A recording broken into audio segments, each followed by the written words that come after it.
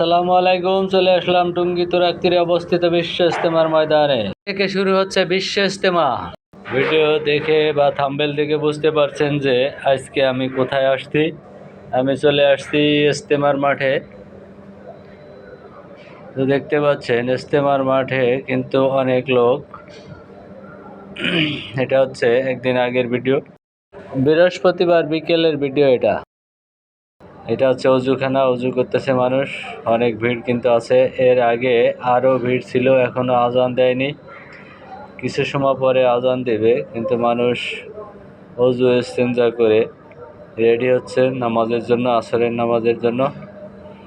তো এই সাইডে যেগুলো তাঁবুগুলো দেখতেছেন এগুলো হচ্ছে যার যার নিজের ব্যক্তিগত টানানো। আর এই সাইডে যেগুলো দেখতেছেন এটা হচ্ছে ইজতেমার পক্ষ থেকে টানানো হয়।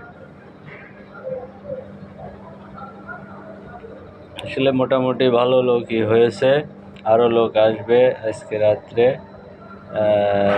লোক এসে ভরে যাবে। টুঙ্গী তুরাগ তীরে অবস্থিত বিশ্ব ইজতেমার ময়দান এটা। আর ওই সাইডেরটা দেখেন একটু ফাঁকা আছে, অজু করতেছে মানুষ। তো আমরা এখান থেকে চিন্তা করছি, ওই যে দূরে যে বিল্ডিংগুলো দেখতে পাচ্ছেন আপনারা, ইজতেমার মাঠের চারিপাশে কিন্তু এরকম অনেক বিল্ডিং আছে, 3 তলা 4 তলা। আর এই বিল্ডিংগুলো সবই হচ্ছে টয়লেট, অনেক টয়লেট এখানে প্রত্যেকটা বিল্ডিংয়ের ভিতরে।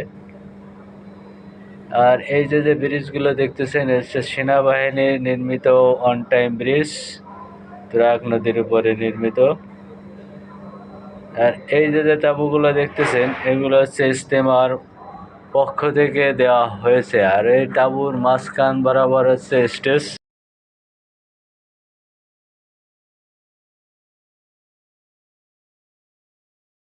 দূরে যে বিল্ডিংগুলো দেখতেছেন ওটা হচ্ছে মেইন রোড।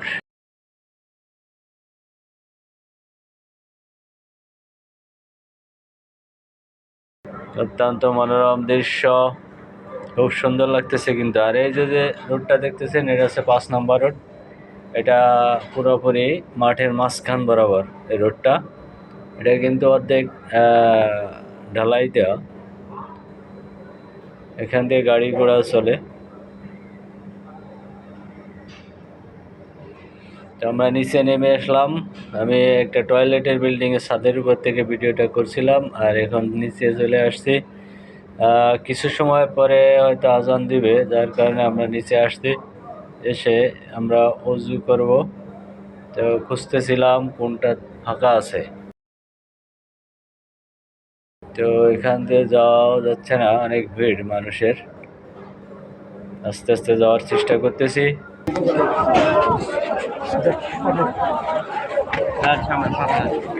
মেইন সমস্যা হলো টয়লেটে আসার সময় যুদ্ধ করা লাগে।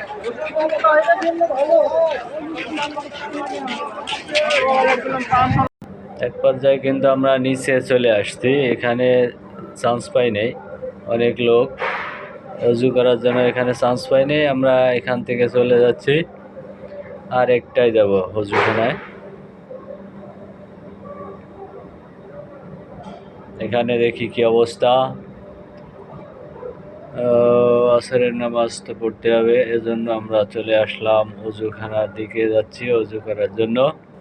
ভিডিও করতে করতে আসরের নামাজে রক্ত হয়ে গেল, আর আমরা চলে আসলাম অজু করতে। দেখেন অজুখানায় কি ভিড়।